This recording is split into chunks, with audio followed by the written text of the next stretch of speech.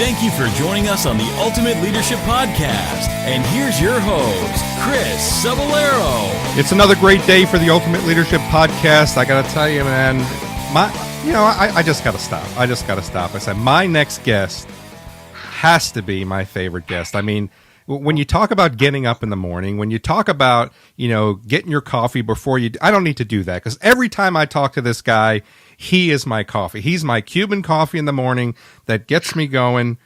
And I just got to bring him in here. Here he is, the Serial Salesman, Steve Nudelberg. Steve, welcome back to the Ultimate Leadership Podcast. Thank you so much. Appreciate that warm introduction. And yes, I hope I am your Cuban coffee this morning. You are. I got to tell you, man, fellow New Yorker, fellow New York Met fan, fellow author. And that's what we're going to talk about today is we're going to talk about you being an author. And last time you were here, Steve, you really gave us the crux of, this being the serial salesman. And you gave our listeners some tips. But we're glad to have you back now because you're pre-selling your book. And I want to go ahead and let everybody know that it's out there. So before we start, maybe you just give us the name of it and a little bit of the overview of the book. Great. Glad to. First of all, let me tell you, the last time I got great feedback from being on the podcast. So thanks for having me back. The name of the book is Confessions of a Serial Salesman, and the byline of it is it's rules of engagement for leaders and influencers. And what does that mean? This is a way to live your life.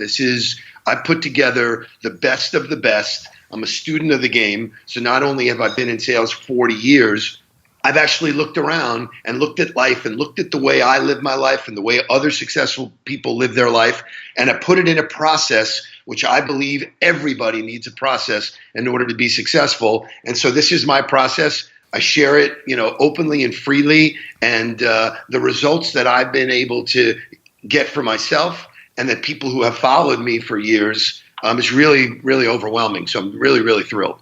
Yeah, and I think that one of the things that I really thought was cool when I started to read your book was your son wrote the foreword.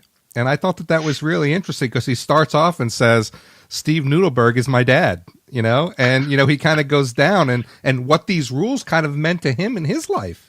So it's very interesting. One of the takeaways that I have in life is I watch movies and listen to music, and I always take little tidbits away. And one of the lines in The Godfather that was so tremendous was, that you need, a family man. You need to be a family man. And so I've always treasured my relationship with my boys. Both of my sons are in college football now. The oldest, Mark, who actually wrote the foreword, is a true product of growing up in those rules, and he's modified them and brought them to his coaching career. So unbelievably proud moment as a dad to, have him be able to do that, but understanding that he actually follows these rules, as does my younger son, and that they share it with other people and spread that word of, how you live your life determines the success. It's one of my proudest moments ever, I got to tell you. Yeah, and it was really cool for me, and it made me think, if I can get my kid off crayons, maybe he can write my next forward. You know what I mean?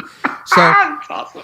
My favorite quote from The Godfather is leave the gun, take the cannolis, but only because you can't waste a good cannoli. But so, right from the very beginning of this book, Steve, you give the secret to being successful in sales, and you say selling is about relationships. How important is developing those relationships to your success?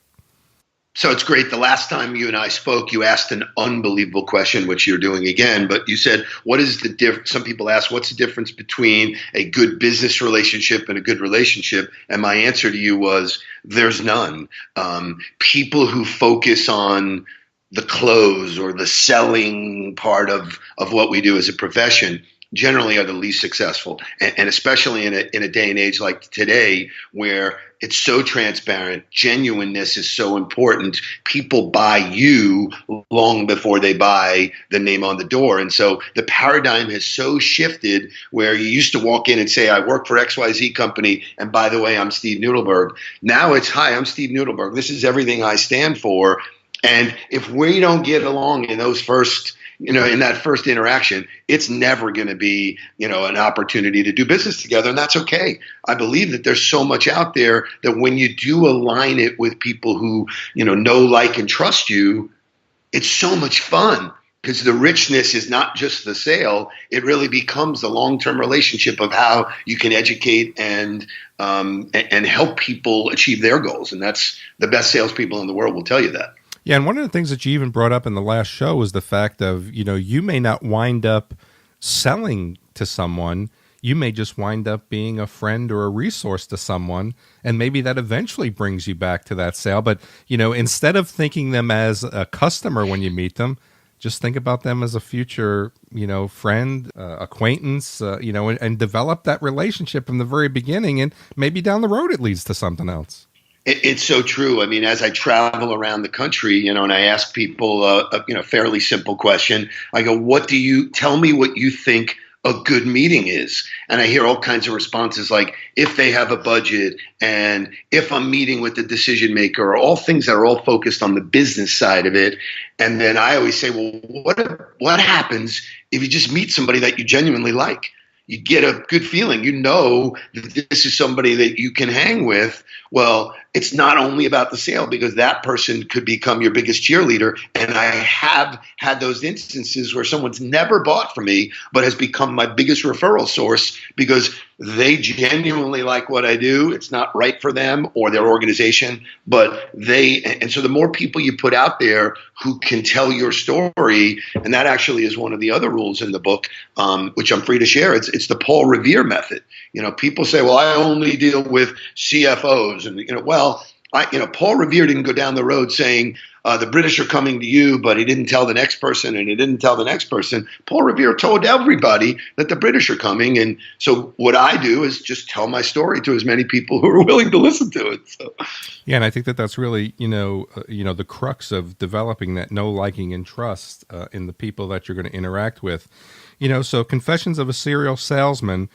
One of the things that you're starting to see now, especially with this new generation, Steve, is that people are coming out of college and they're taking sales jobs thinking that they're going to be easy and waiting for that next thing to come.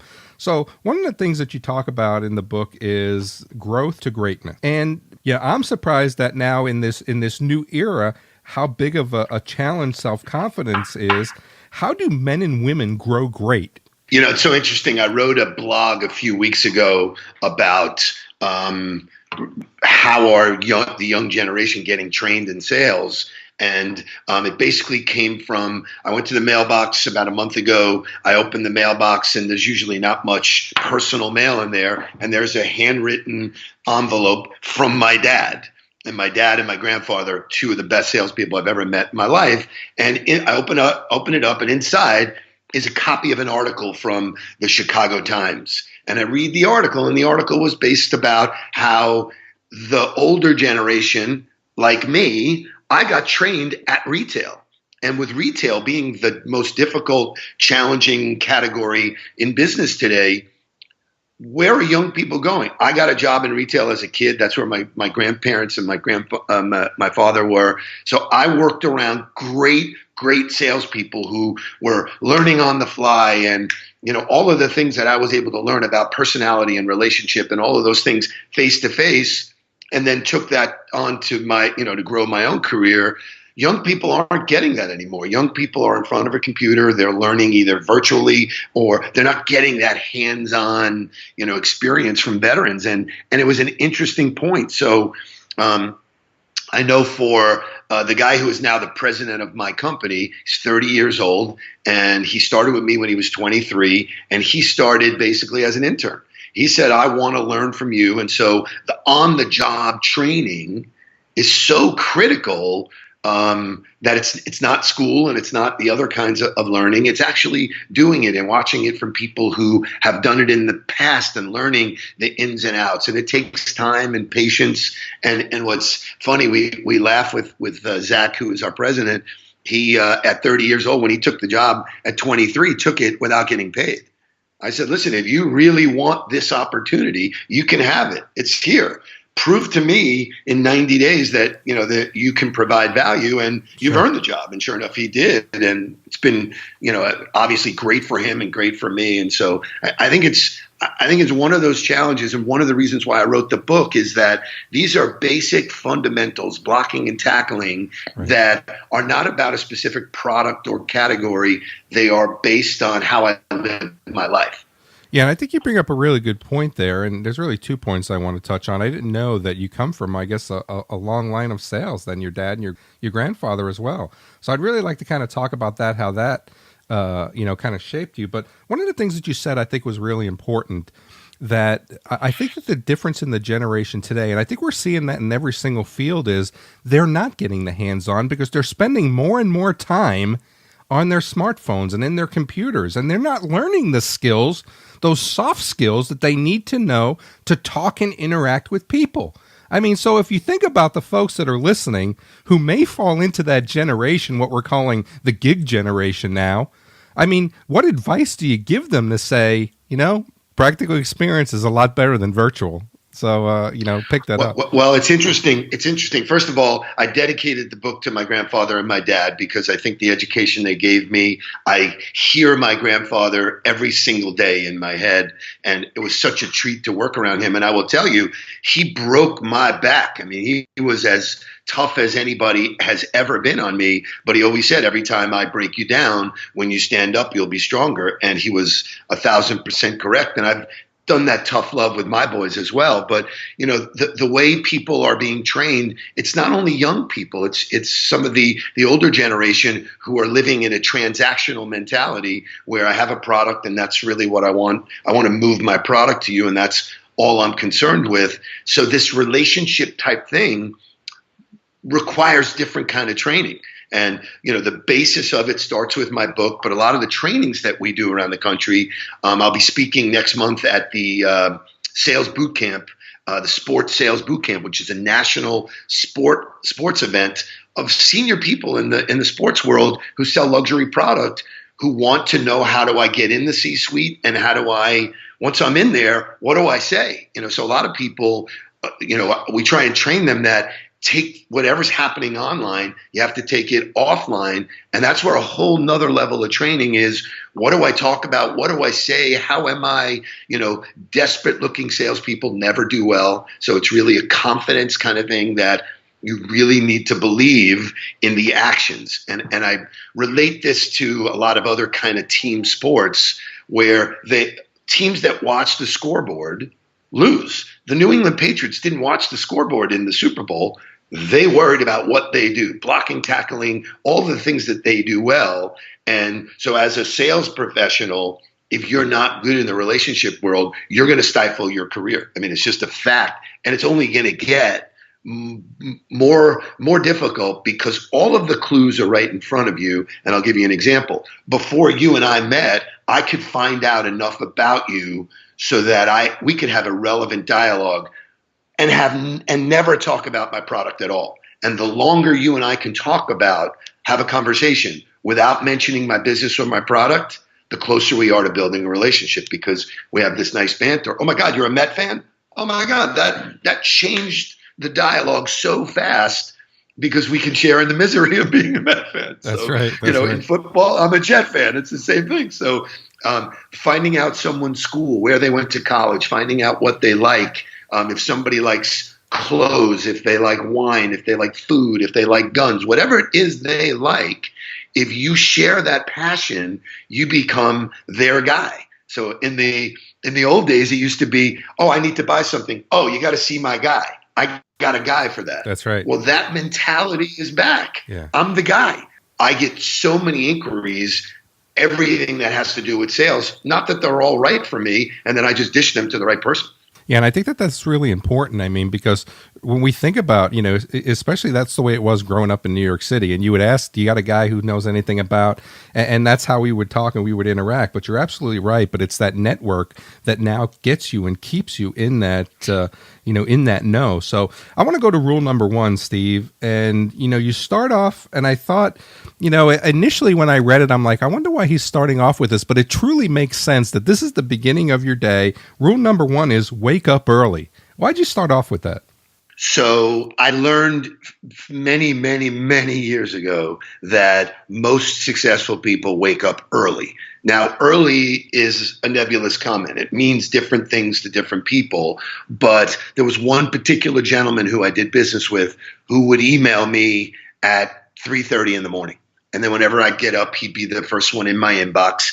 And I wound up asking him, what's the story about getting up that early? And he said to me something that changed my sales career. He goes, I want to know. He goes, most people, when they say they get up early, they get up between 5 and 6 in the morning. And so he asked around.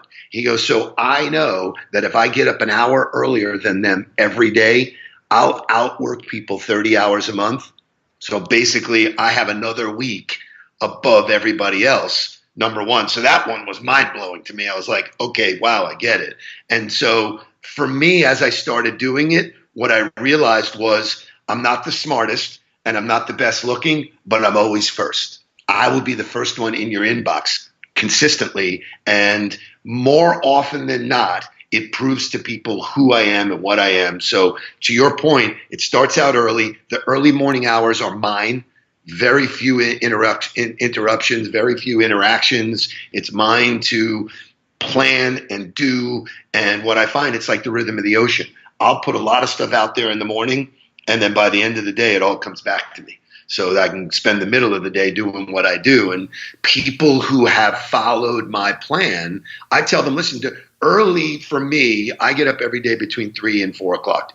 I've never used an alarm clock or haven't in 20 years.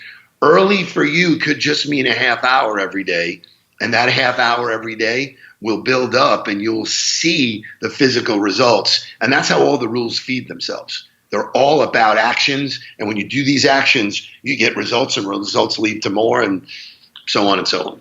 Yeah, I like that. I mean, I think that's really cool. And we're talking about Confessions of a Serial Salesman. So let me ask you this then, Steve. What are the rule in the book gets the most traction? So rule number 21, without fail, and it's called Tell Me Something Good. And without fail, in my speaking engagements around the country, this one gets the most traction. I was recently in Tampa, and I spoke to 100 CEOs, and they all scored my presentation and by far said that this was the number one takeaway for them. And it's very simply, people are programmed to meet each other with the phrase, hey, how are you? How you doing? How are you? And I think that's how we all interact with each other. And generally, that's an excuse for you to take your monkey and put it on my shoulder. How am I? My boss, my wife, my kids, my job, blah, blah, blah, blah. So negative. People go to the negative. And being somebody that's trying to build a relationship with somebody, all of a sudden, if you're negative, I got to get you out of your negative state before you can even hear anything about me. So I say, as a student of the game, why would I wait and do that? Why would I give you the invitation to do that? And I'm reminded by the song from Shaka Khan, which I'm a big music guy.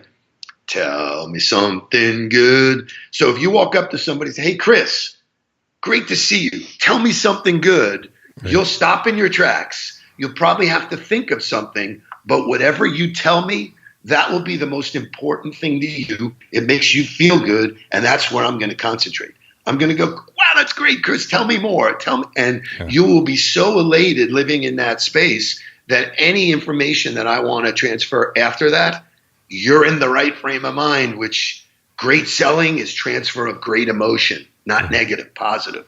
So all the CEOs loved it. They went back and put it in their companies. So it's been pretty cool. Yeah, and I think that really is awesome. And one of the things that I've tried to, as well is what's going on, how you doing today? I mean, all those things could lead to, they say use open-ended questions, but you don't want those open-ended questions. One of the things that I've always used is what's keeping you busy these days? One of those great. things. You know what I mean? So, but You're absolutely right. I mean, when you're trying to develop, one of the things that I realized as, a leadership consultant is you want to be able to make people feel good enough that every time they see you, they want to be around you so they can feel that good every time. And I think that when you say, tell me something good, you're really kind of saying, let's get to that positive energy. Let's get that, that serotonin and that dopamine going in your head. This way, when you know that I show up, you're going to be feeling those same things again. So I love how you said that. So, Steve, I guess one more question before we kind of get to the end is, so if you think about all this experience and if you think about, all the things that you've written in this book, if you could give me a nutshell to say, what are people going to learn when they read Confessions of a Serial Salesman? Well, I think the two greatest validations of this system are my son, who is 30 and one of the fastest rising college football coaches. He's a great mind. He has gotten great feedback. He's worked with Bobby Bowden, Jimbo Fisher, Jim McElwain, Tommy Tuberville. So he's well known in the space. So here's a validation of another human being who took the rules and ran with them. The president of my company started with me when he was 23. He's 30 and is well received and well known. So it's not so much that you're going to learn, like it's going to cure cancer. You brought up a great point just now. You said, well, hey, what keeps you busy? It's a guideline. It's a process that if you make it better and something works for you, great. But if you're not getting the results you want in your life, you need to follow some kind of system. The greatest athletes in the world have coaches, right? They look at blind spots. This is a way to look at your blind spots. And I've been fortunate that in my career, I've been able to train and manage hundreds of salespeople who to this day call me and say they couldn't be where they are without just this mindset, this process of keeping your mind intact. Sales is the number one business where you're going to deal with the most rejection.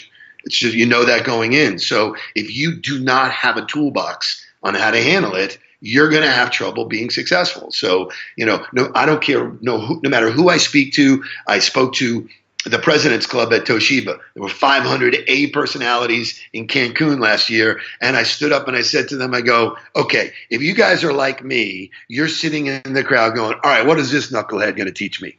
Learn one thing every day or learn one thing and use it for 30 days and see how it works for you. And that's kind of how I manage the process here is that I say to people, here's 27 rules of engagements. Try one. I leave you room to write about it. And I invite people to let me know, follow me on social media and let me know how it worked for you because I'm a storyteller. I want to be able to tell stories. The book is filled with validation of how I use the rules and who I've used them with and where they came from. So I'm super excited about it. The responses I've been getting from people who have heard my keynote speeches has been great, and they're all lined up. And we've sold, a bunch of books since we've been on pre-sale. I'm actually going to personalize all the ones during pre-sale, so I'm starting to work out my left hand so I can make sure I can sign them all. But it's a real exciting time to add author to my list of accomplishments. And it's one of those things I said I would do and I've done, and I'm going to write 2 more books. I already have them lined up, and I get to meet guys like you now because of what I've done. So it's really been fantastic. And I got to tell you, I mean, you could feel the enthusiasm that you have, and I kind of started off the show by saying you're my Cuban coffee, but you could feel that enthusiasm in the words. You could feel that enthusiasm in the in the processes that you're taking us through. And, I think you hit on something that was really, really interesting where you said, does it work for you? I guess it really depends. And if you gain one nugget of information, you may think that, well, that's a different variation of what I'm doing. That automatically increases your knowledge into what you're doing. And I think for the entertainment value, I think for the lessons that you give, Confessions of a Serial Salesman is going to be a big hit. So if people want to get their hands on Confessions of a Serial Salesman for pre-sale, what's the best way they can do that, Steve? So they can go to my website, which is it's Nudelberg.com, Nudelberg.com. And then there's a tab for author, and they'll be able to sign up for the book, and they'll get free shipping, and it'll be personalized. So we're doing that through the end of June. And as I said, we've been fortunate that we've sold a bunch of books already. And then starting in July, I hit the streets. I have speaking engagements all over the country and training engagements. So it's like I said, I couldn't be more excited. It couldn't be more genuine. And I cannot wait for people to read it and give me their feedback. Yeah, and I want my book to say, leave the gun, take the cannolis. And what we'll do is we'll put that web link in the show notes as well for people. So all they'll need to do is click it, and they'll be able to go there. Steve Nudelberg, I got to tell you what a great time it is. And you have to promise me, sir, that you're going to come back so we can have another great discussion. It would be my pleasure, and you and I still got to catch a Met game. That's right, we do. And for everybody out there, I want to thank you for once again joining us on the Ultimate Leadership Podcast. You know, one of the things that we try to do is we try to bring experts in the field to you. And Confessions of a Serial Salesman is going to be something that you could utilize. And I don't think you have to be in sales to let these principles work for you. So go ahead and check it out. Until next time, this is Chris Saballero, and I look forward to chatting with you again real soon. Thank you for joining us. The Ultimate Leadership Podcast is a production of chrissaballero.com. You can interact with us by email at ultimateleadership16@gmail.com. All rights reserved.